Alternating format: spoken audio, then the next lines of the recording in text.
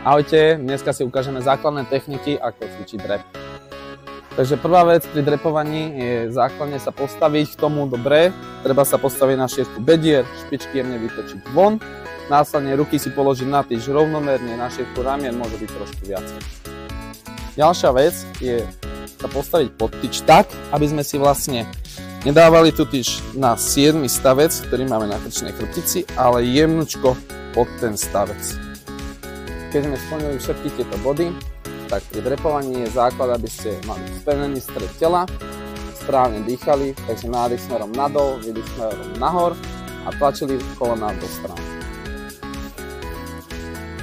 Teraz si ukážeme, ako to má správne vyzerať. Ideme pod tyč, zdvihneme si, spravíme si krok dozadu, dáme sa do postavenia a ideme pracovať.